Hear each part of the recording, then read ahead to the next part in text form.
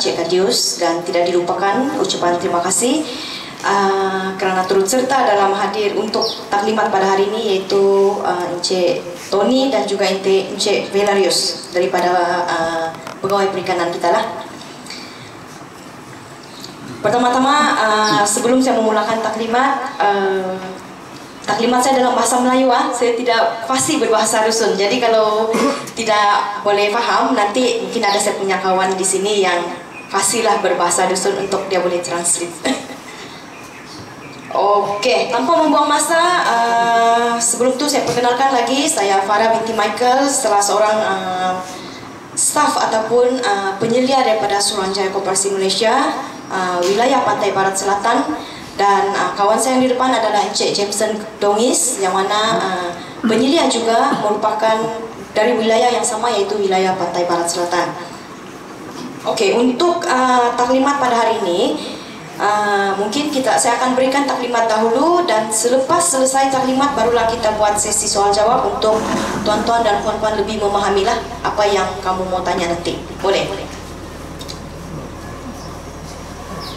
Okey, sebelum tu suka saya perkenalkan apa itu Suruhanjaya Koperasi Malaysia. Mungkin di sini banyak yang tidak tahu apa itu Suruhanjaya Koperasi Malaysia ataupun yang dikenali sebagai SKM. Yang mana SKM itu adalah kami lah, dia punya pegawai ataupun dia punya pekerja. SKM merupakan sebuah agensi kerajaan yang mengawal selia dan membangunkan koperasi. Yang mana SKM adalah agensi. Okey, berapa? Yang mana kita abaikan tapi kita dengar sajalah. Yang mana SKM adalah agensi yang mengawal selia koperasi yang berdaftar di negeri Sabah lah, juga yang berdaftar di Malaysia, sebab SKM adalah agensi yang mempunyai cawangan di semua negeri lah yang ada di Malaysia.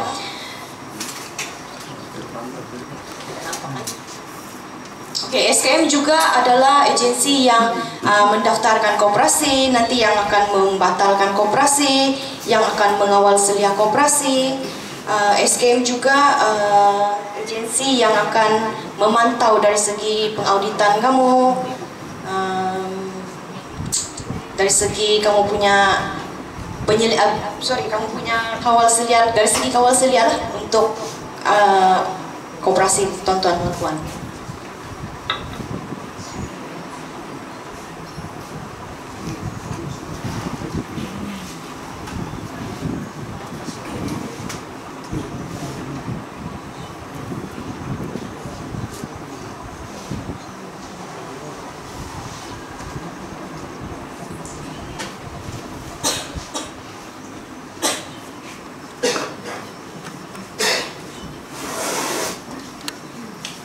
Okey, untuk koperasi yang berdaftar di Malaysia, dia terikat dengan beberapa undang-undang koperasi lah, yang mana kita ada Akta Koperasi 1993, iaitu Akta Suruhanjaya Koperasi Malaysia. Lepas tu kita terikat juga dengan peraturan-peraturan koperasi. Kita terikat juga dengan garis panduan, perintah, pekeliling, undang-undang kecil dan juga aturan koperasi. Yang ini semua kita terikat lah.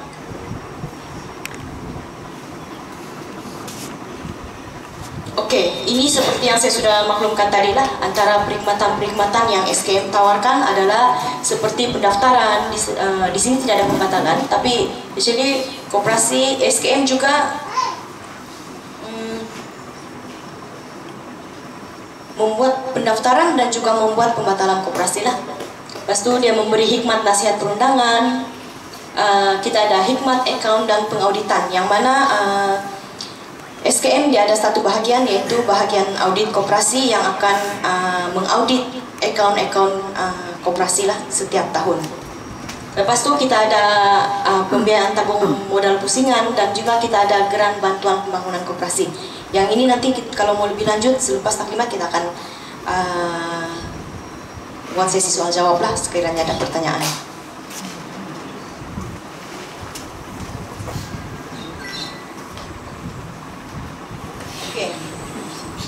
Saya rasa cukup ringkas untuk pengenalan berkenaan dengan SKM tadi. Sekarang apa yang tuan-tuan dan puan-puan mau dengar adalah berkenaan dengan apa itu koperasi, kan? Okey. Koperasi adalah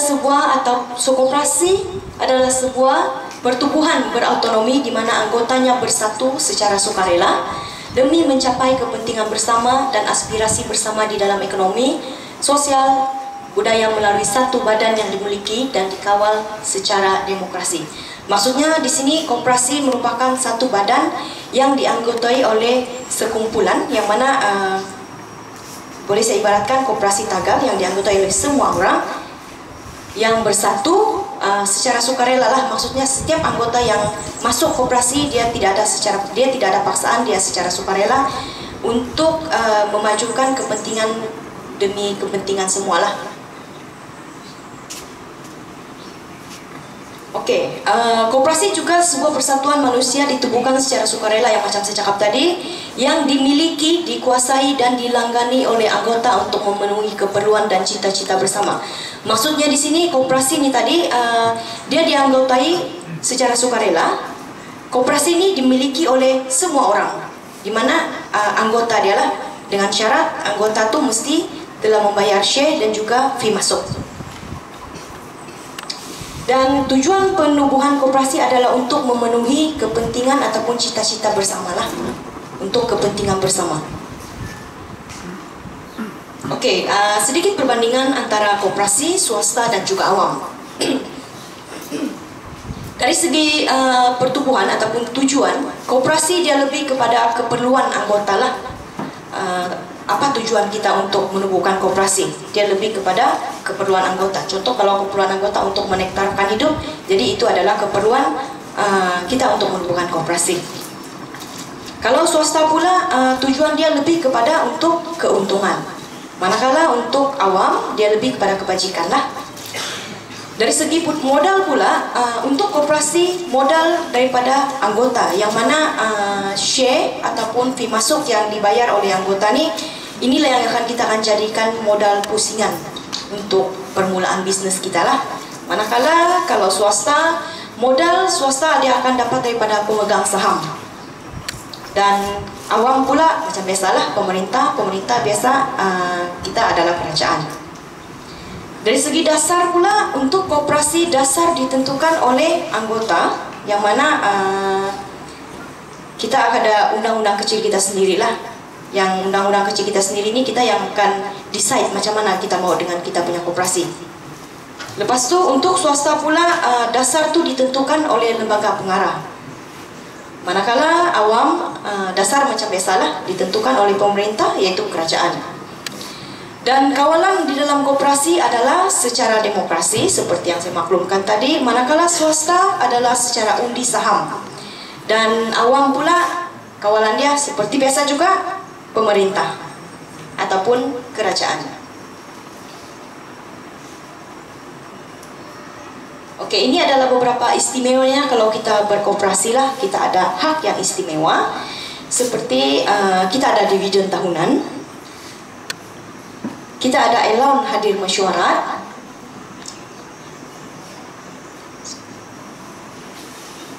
kita ada perkhidmatan, kita ada kebajikan. Melalui koperasi ini, kita boleh dapat dividen tahunan sekiranya koperasi kita ada untung lah, setiap tahun kita boleh agih. Lepas tu melalui berkoperasi pula, kita boleh memberi allowance hadir mesyuarat.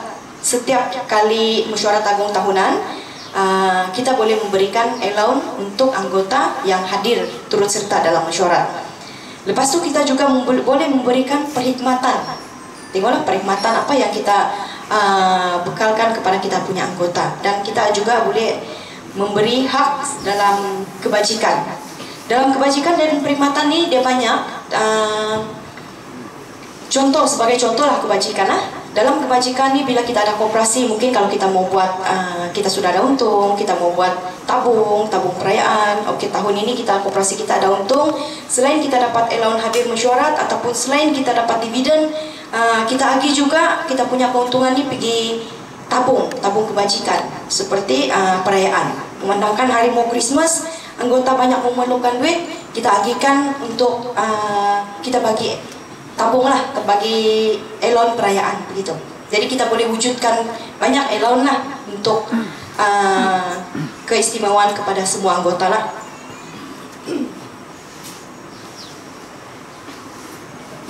Oke, faedah lain kita berkoperasi adalah anggota adalah pemilik koperasi. Macam yang saya maklumkan tadi, anggota nih, koperasi ini dia dimiliki oleh anggota. Kalau kita mewujudkan koperasi, contohlah kalau kita nanti kan mau buat koperasi Tagal Babagon, siapa punya koperasi? Saya lah itu, sebab saya pun anggota dia. Begitulah. Maksudnya anggota itu adalah milik, koperasi itu adalah milik tuh anggota.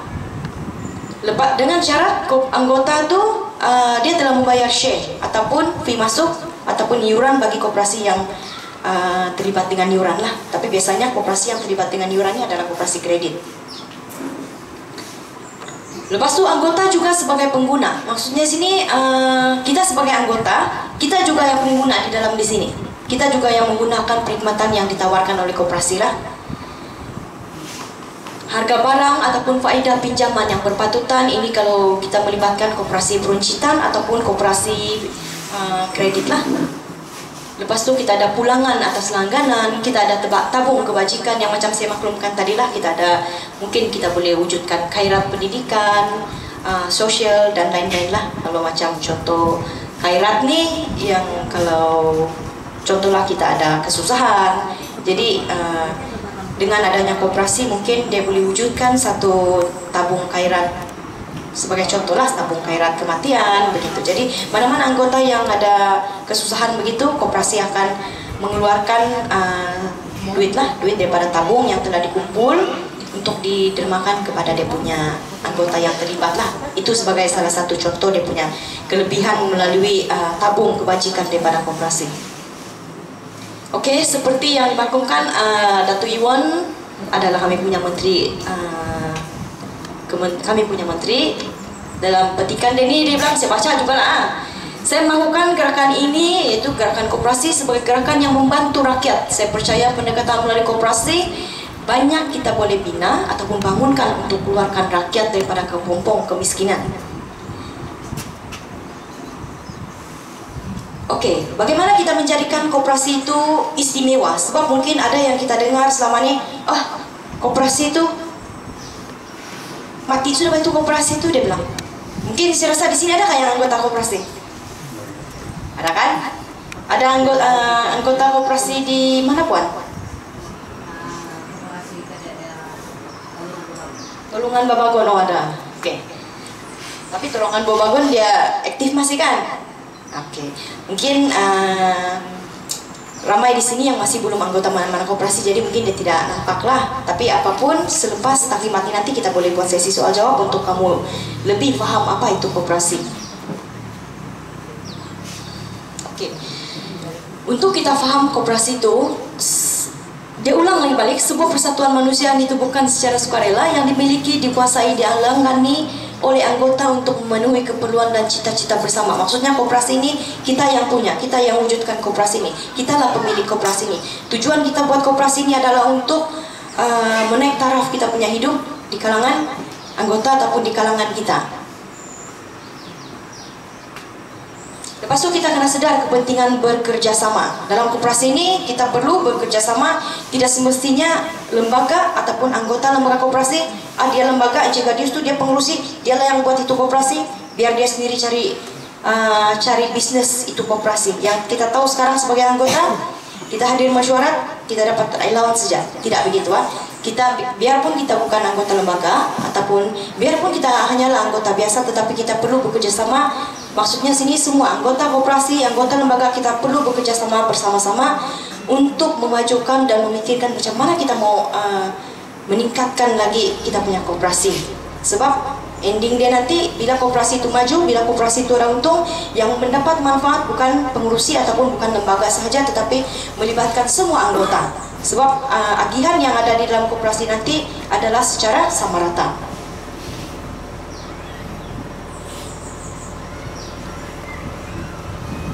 Oke, bekerja sama untuk kebaikan dan bukan untuk permusuhan. Macam saya cakap tadi lah, kita dalam koperasi kita perlu bekerja sama bukan untuk kebaikan, bukan untuk permusuhan. Bekerja bersama-sama untuk mencapai cita-cita bersama. Tidak ada yang nanti dia yang buat tuh, dia yang dapat itu gaji, begitu. Jadi dalam koperasi ini kita perlu bersama-sama lah, bekerja bersama-sama.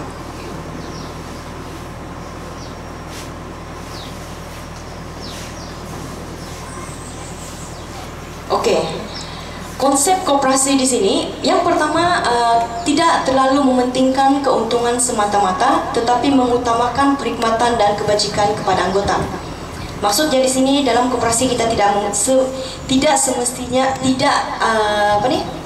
kita tidak mementingkan keuntungan semata-mata. Bukan bilang kita tidak mau keuntungan. Dalam kita berkoperasi, kita siapa bilang tidak menguntungkan? Melalui keuntungan itu saja yang kita boleh agihkan kita punya keuntungan kepada kita punya anggota. Tetapi dalam kita mementingkan, dalam kita mencari keuntungan, kita juga mengutamakan perkhidmatan dan kebajikan kepada anggota.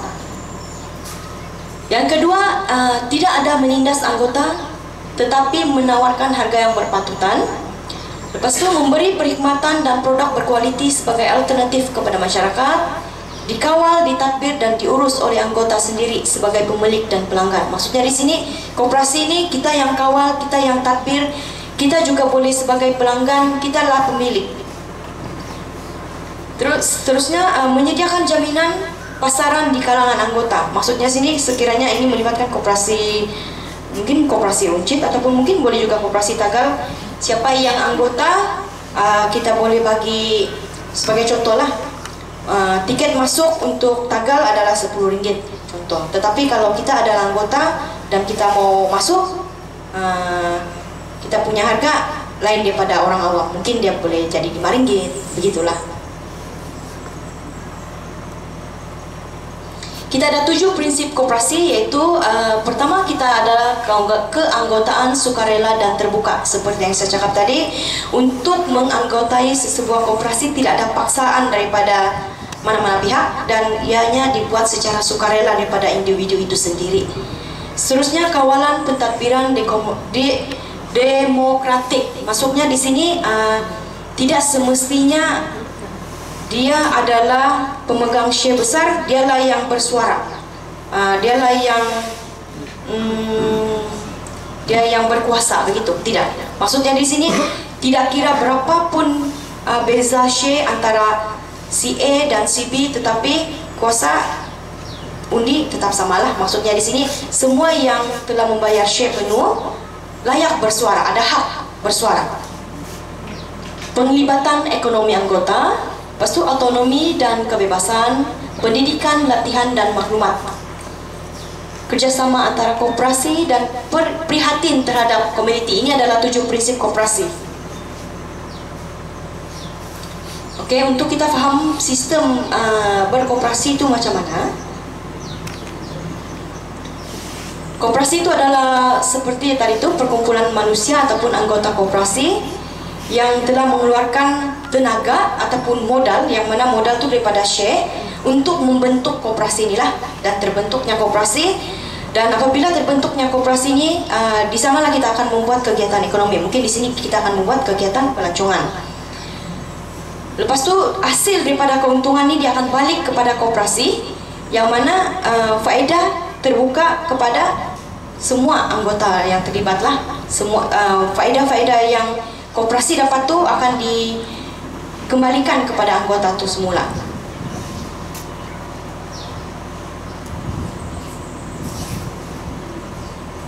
Okey, komponen penting dalam koperasi, kita ada anggota koperasi, kita ada anggota lembaga, dan kita perlu dana ataupun modal. Yang mana dana ataupun modal ini tadi adalah daripada share anggota ini sendiri.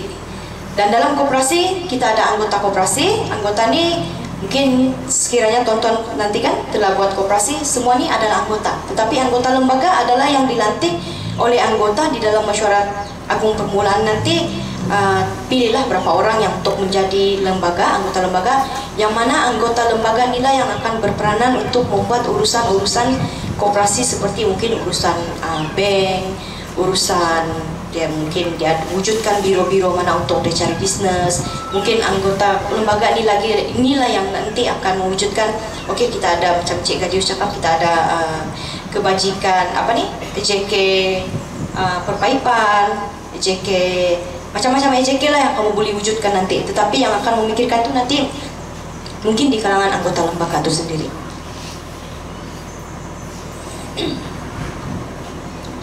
Amalkan nilai-nilai asas koperasi, berdikari, bertanggung jawab, demokrasi, kesamarataan, keadilan, dan perpaduan. Kesamarataan ni tadi macam yang saya cakap, setiap agihan tu adalah secara sama rata apabila mesyuarat agung nanti.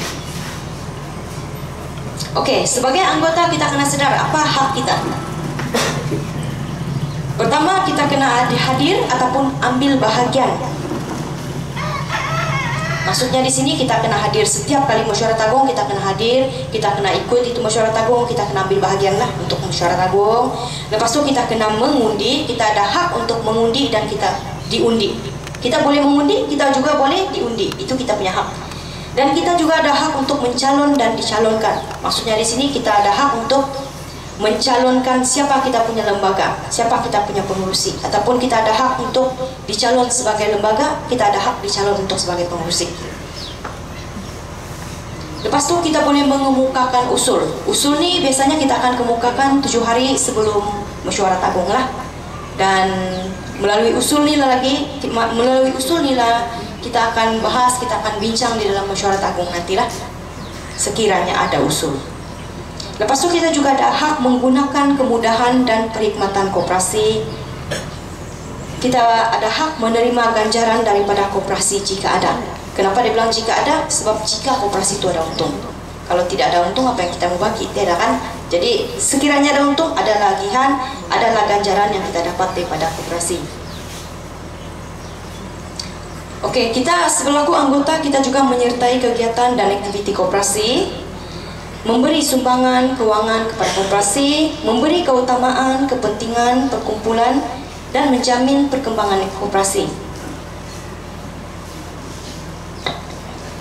Okey, tanggungjawab anggota membantu mengurus dan mentadbir koperasi, mematuhi akta, peraturan, undang-undang kecil dan aturan-aturan koperasi. Sebagai anggota di sini, kita selain kita mengurus dan kita mentadbir koperasi ini, kita juga harus mentadbir koperasi dan terikat, maksudnya terikat dengan akta, peraturan, undang-undang kecil dan aturan koperasi. Maksudnya di sini mana-mana anggota ataupun lembaga yang dilantik nanti, dia tidak juga suka-suka mengurus koperasi itu. Begini, begitu, ikut dia punya suka sendirilah. Maksudnya di sini dia masih lagi tertakluk dengan akta, dengan peraturan, dengan undang-undang. Mungkin kalau dia buat begini, dia rasa tidak betul, jadi kita sebagai anggota kita boleh tegur lah, tindakan tu tidak betul sebab kita tidak ada dalam undang-undang, begitu. Jadi di sini maksudnya dalam perubahan koperasi ini, apa-apa yang kita lakukan masih lagi terikat dengan peraturan, undang-undang dan juga akta lah.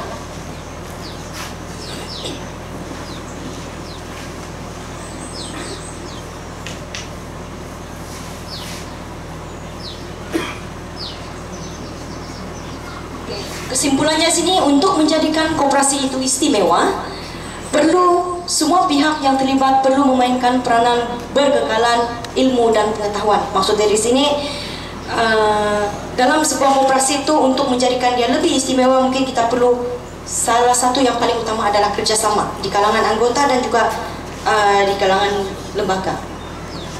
Okey, simpel kan? Habis sudah taklimat berkenaan dengan koperasi, seperti yang saya maklumkan tadi, mungkin apa yang saya cakap kamu akan imbas. Mungkin kamu masih tidak faham lah apa itu koperasi. Tetapi saya lagi suka buat cara kita buat sesi macam orang bilang sesi soal jawab ataupun sesi perbincangan untuk kamu lebih faham. Sebab saya tidak tahu apa yang kamu tidak faham, bahagian mana yang kamu tidak faham. Jadi mana-mana yang kamu rasa bahagian yang kamu tidak faham, mungkin kamu boleh utarakan pertanyaan. Saya akan coba jawab lah. Walaupun saya tidak boleh jawab, mungkin ada kawan saya yang boleh jawab. Ada pertanyaan?